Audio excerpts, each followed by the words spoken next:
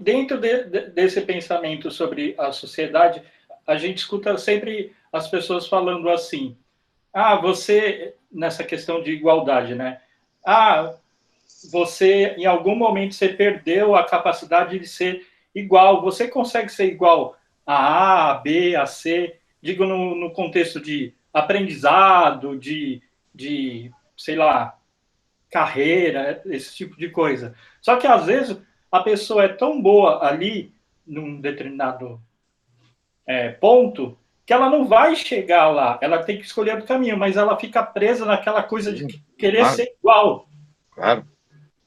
É a história de desperdiçar o talento que te deu em busca de um talento que você não tem. Sim. E você está escolhendo uma régua comparativa que não serve para você. É a mesma coisa que eu ficar me comparando com um jogador de basquete o tempo todo e ficar concluindo que eu sou mais baixo que ele. Mas eu nunca mais vou crescer. É impossível que eu me torne do tamanho dele. Essas restrições que nós temos, elas precisam ser levadas em consideração para que você possa maximizar os seus talentos, né? Jesus quer pessoas plenas, que realizem no máximo dos talentos. É aquela história, se você guarda o teu talento embaixo do travesseiro, você é um mau servo. Você tem que frutificar esse talento, você tem que maximizar esse talento. Para os outros, primeiro para Deus, depois para os outros e depois para você também. Não tem nada de errado em você frutificar para você também. Então é um ponto importante esse. As pessoas sofrem porque elas escolhem réguas erradas para se comparar. É a mesma coisa que eu querer comparar a minha suposta possível santidade numa escala de santidade 0 a 10, vamos supor que eu seja 0,5. E eu ficar me comparando com, sei lá, com Santa Catarina de Siena. Ficar me comparando com Papa São Pio X. É uma idiotice. Eu tenho que buscar a minha jornada de santidade. Eles são exemplos para mim do que é possível como ser humano. Mas eu tenho as minhas limitações. Algumas que eu nasci, outras que foram construídas em mim. E que talvez eu não tenha nem percebido. Então,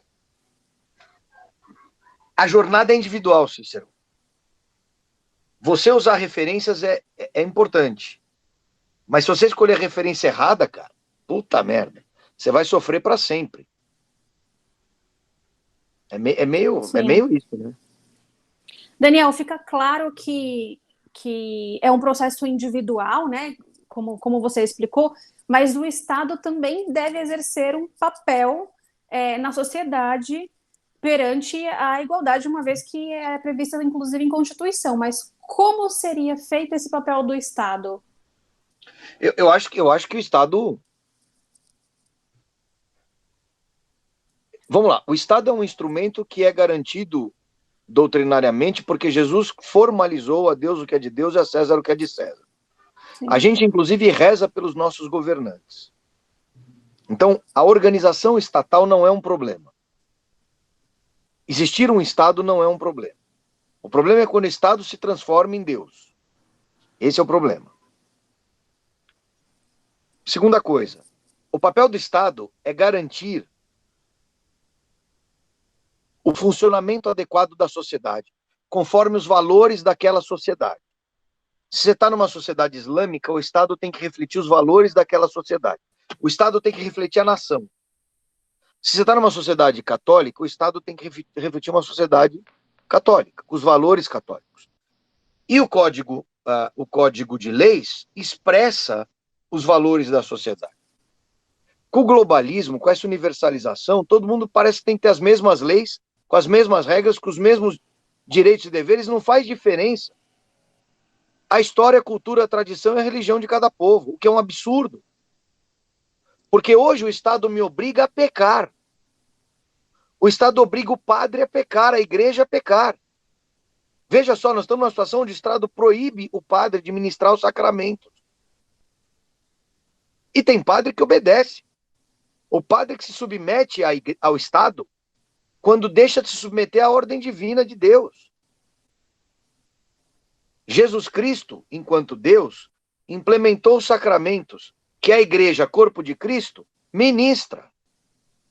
Se eu privar o povo que faz parte do corpo, dos sacramentos, eu estou afastando eles de Deus, de Cristo, porque os sacramentos é o que me unem a Cristo. O Estado hoje proíbe, e muitos padres obedecem. Ou seja, eu me submeto ao Estado, não me submeto... E num assunto que não é um assunto de Estado, porque uma coisa é imposto, regras de cidadania e de convivência e desenvolvimento do Estado. Não, esse é um assunto da igreja, sacramento. Eu, enquanto igreja, tenho que me submeter ao Estado nos assuntos do Estado, a César o que é de César. Mas eu não posso me submeter nos assuntos que são de Deus, porque daqui a pouco estão dizendo que eu não posso rezar ajoelhado. Daqui a pouco o Estado está dizendo que eu só posso rezar 3 Ave-Marias. Percebam? Quando a igreja submete ao Estado, é uma inversão, porque Deus passa a estar, entre aspas, condicionado ao homem. A lei de Deus submetida à lei do homem. Então, Samara, o Estado tem que ser um reflexo dos valores de uma nação, traduzido em instrumentos, autarquias, poderes,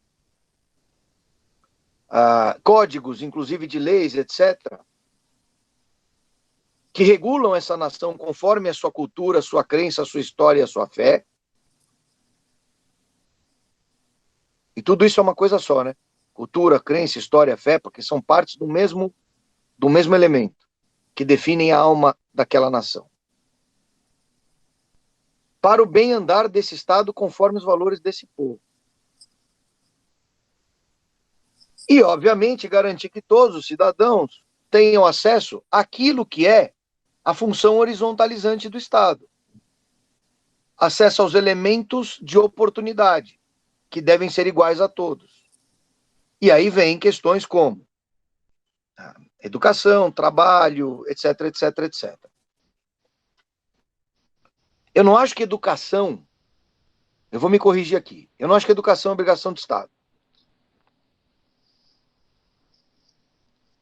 Educação é obrigação da família.